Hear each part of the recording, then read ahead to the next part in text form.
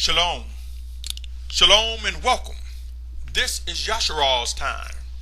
It is an end time series to those who truly seek to do the will of the Almighty Creator and discover the Almighty Father. He who created all that is all. He who is the Ancient of Days, the beginning and the end. This message is to you. For if you truly seek to do the will of the Almighty Father, you will know that in His plan consists of Him, His Word, manifest in the flesh, in the person, in the man, Yahusha, Messiah, our Mashyach. And if you have come to accept and discover this, it is you whom I consider my brothers, my sisters, my family. It is to you these words are presented. It is to you who is indeed true Yahusha. Yes, a nation that awakes. A nation awakens. Proof come, my brothers and sisters, as to who true Yahusha is. Proof will come that it is indeed Hebrews, true descendants, who were believed to be extinct or disappeared because of race mixing. But I ask you, has man learned how to split the spirit of a man? Though DNA and chromosomes and scientific and the fleshy mechanics have been mixed, the spirit of a man cannot and have not been mixed. I submit to you, my brothers and sisters, proof and understanding to these words will come. Today is December 8th, 2014. If you're tuning in for the first time, my name is Symmanayah. This begins part one of another multi-part segment. This segment is entitled Inner versus Outer. Inner to outer. Discern the difference, my brothers and sisters. End times have arrived. You see, my brothers and sisters, many of us are unaware that that which is within us is constantly battling the things that we see, the things that we touch, the things that we hear. The outer man. Many of us are unaware how the flesh war against the spirit, the dynamics of such. Many of us are unaware that to grow in true maturity, it begins within our heart, within our minds, and work its way out of these earthen vessels and demonstrate the set apartness in Yahushua Messiah. My brothers and sisters, I want to set a picture in mind regarding critical things to consider as we progress into these end times, to prepare us as end times present the most intense and trying of season before our very eyes. Let me begin by reading Matthew 13th chapter verses 1 through 17. Matthew 13th chapter verses 1 through 17. It reads as follows: And on that day Yahushua went out of the house and sat by the sea, and large crowds were gathered together to him, so that he went into a boat and sat down, and all the crowd stood on the beach. And he spoke to them much in parables, saying, See, the sower went out to sow. For those who don't know what sower or sowing mean, it means basically planting. And as he sowed or planted, some indeed fell by the wayside, and the birds came and devoured them. And others fell on rocky places where they did not have much soil, and immediately they sprang up, and because they had no depth of soil, but when the sun was up, they were scorched, and because they had no root, they withered. And others fell among thorns, and the thorns came up and choked them. And others fell on good soil and yielded a crop, some 100-fold, some 60, some 30. He who has ears to hear, let him hear. And the taught ones came and said to him, Why do you speak to them in parables? And he answered and said to them, Because it has been given to you to know the secrets of the reign of the heavens, but to them it has not been given. For whoever possesses, to him more shall be given, and he shall have overflowingly. But whoever does not possess, even what he possesses shall be taken away from him. Because of this I speak to them in parables, because seeing they do not see, and hearing they do not hear, nor do they understand. And in them the prophecy of Yeshayahu is completely filled. Some may say, who is Yeshayahu? Isaiah. Which says, Hearing you shall hear, and by no means understand, and seeing you shall see, and by no means perceive. For the heart of this people has become thickened. and their ears are hard of hearing, and their eyes they have closed, lest they should see with their eyes and hear with their ears, lest they should understand with their heart and turn back, and I heal them. And blessed are your eyes because they see, and your ears because they hear. For truly I say to you that many prophets and righteous ones longed to see what you see and did not see it, and to hear what you hear but did not hear it. Pray on these matters. The Mashyach clearly describes the reign of the Most High as one planting seeds. Does this emulate something that starts small and works its way up and out and works its way towards maturity? Does this not reflect coming to the Father through his sacrifice word that was manifest in the flesh in the person of Yahusha, that we must come as a babe? Consider also Luke 13:18-21 says, therefore he said, what is the reign of Elohim like? And to what shall I compare it? It is like a mustard seed, which a man took and threw into his garden, and it grew, became a large tree, and the birds of the heavens nested in its branches. And again he said, to what shall I compare the reign of Elohim? It is like leaven, which a woman took and hid in 3 measures of flour until it was all leavened. Does this not depict a working from the inside, working out, my brothers and sisters?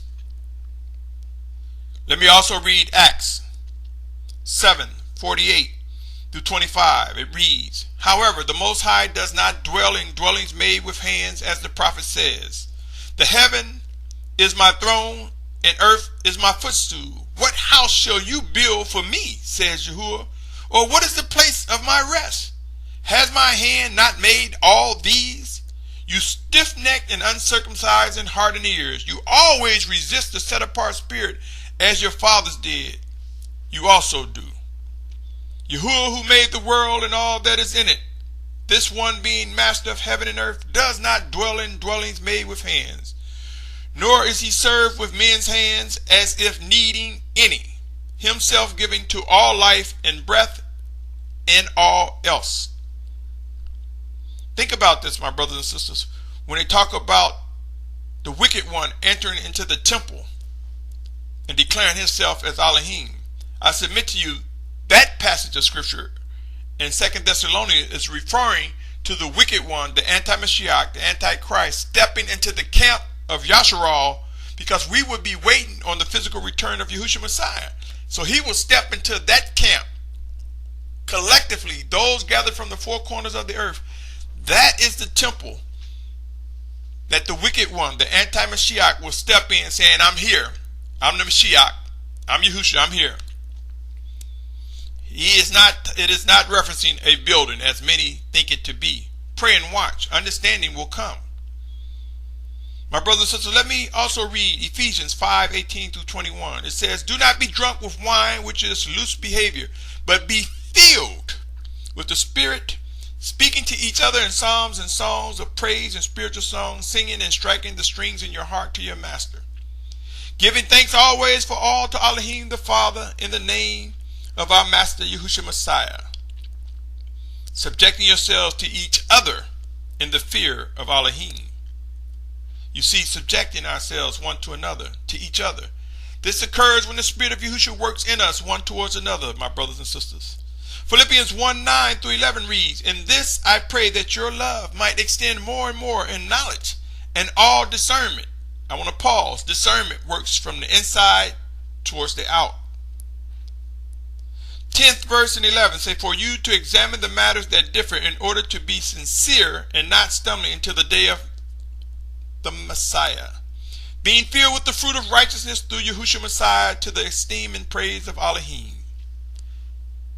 Let me ask you, who is able to see that our journey first begins with the inner man and works its way to the outer man? Our spirits are joined with Yahushua Messiah, the Most High Father Yahuah, working in us. We are joined in the body of the children of Yahuah. And what stirs within us comes without. For out of the heart the mouth speaks. Out of the internal, the insides, out of the inward man we perform. Who is able to see this is the true function of influence of our actions. Even when we witness people doing things whether it be set apart or wicked, if we seek out the origin of such, we will know that it began from the inner. But for some reason, my brothers and sisters, we have become amazed with the outward, amazed with the things that have been sensationalized. But before I get more into that, let me read 2 Timothy 3:16 and 17. It reads, all scripture is breathed by Elohim and profitable for teaching, for reproof, for setting straight, for instruction in righteousness, that the man of Elohim might be fitted, equipped for every good work. You see, some will look at this scripture and say, well, the scriptures are for teaching, it's for doctrinal, it's for proof, it's for setting straight. But they ignore where they say all scripture is breathed by Elohim. They ignore that it's the Almighty Father who makes the scripture alive. So it cannot be profitable for teaching, reproof, and setting straight unless it is breathed by the Almighty Father, unless he makes the letter alive. My brothers and sisters, do not forget the following as well before you dismiss my words to you. John 14:26 say, but the helper, the set apart spirit whom the Father shall send in my name, he shall teach you all and remind you of all that I've said to you. Where do we see it saying read the text and take it and run with it? Where do we see instructions to rob Yahuah of his written word and believe that we are masters of it? Nowhere. Nowhere is that in scripture. Nowhere does that exist in the ways of set apartness.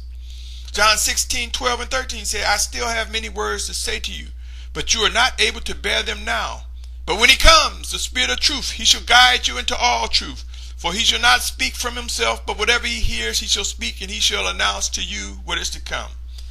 My brothers and sisters, we fail to realize that the Father, the Almighty Father, sent his set-apart Spirit in Yahusha's name. For some reason, people prefer to sensationalize the word Ruach or Ruach HaKadosh. Ruach means spirit. Ruach HaKadosh means set-apart spirit. But if you quantify, if you measure how many times a person say the Spirit of Yahusha or Yahusha versus Ruach or Ruach HaKadosh, you will see among those who are set apart or say they are set apart or pursuing set apartness, you see more people fascinated by the Hebrew word Ruach or Ruach HaKadosh. These are not names. It said if the name, lift up the name of Yahushua Messiah. Though Ruach and Ruach HaKadosh are not wrong, nor is it wicked, it's out of balance when we sensationalize it more than the name Yahushua Messiah, more than Yahushua himself. Pray on these matters, for soon we will learn to cry out to Yahushua. We will come to know his full relationship with us, we who consider ourselves the children of Yahuah. 2 Corinthians 3:6 says, who also made us competent as servants of a renewed covenant, not of the letter, but of the Spirit. For the letter kills, but the Spirit gives life. There are so many quick to dismiss the scriptures in whole, quick to render judgment. I have witnessed those who dismiss the books of Matthew through Revelation altogether. There are even those who dismiss Shaul's writings as scripture, void of hearing from the voice of the Spirit of Yahusha. Pray, my brothers and sisters. Pray before you render erroneous judgments, before you bear false witness against the obedient. Those scriptures are profitable for teaching, reproof, setting straight, and instruction in set apartness. This can only be done correctly through the living Spirit of Yahushua working through us as our teacher, working in us, through us, one towards another, in or through his chosen teachers, mores, elders, shepherds, and or leaders, or more. Who has forgotten the following passage? Philippians 1:9 through 11.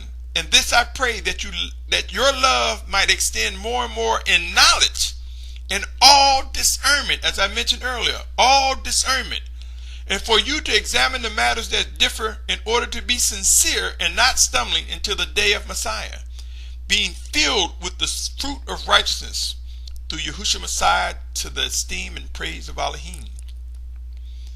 I will pause right here, my brothers and sisters, for part 1, and invite you to continue on as we move to part 2 of this multi-part segment, inner versus outer.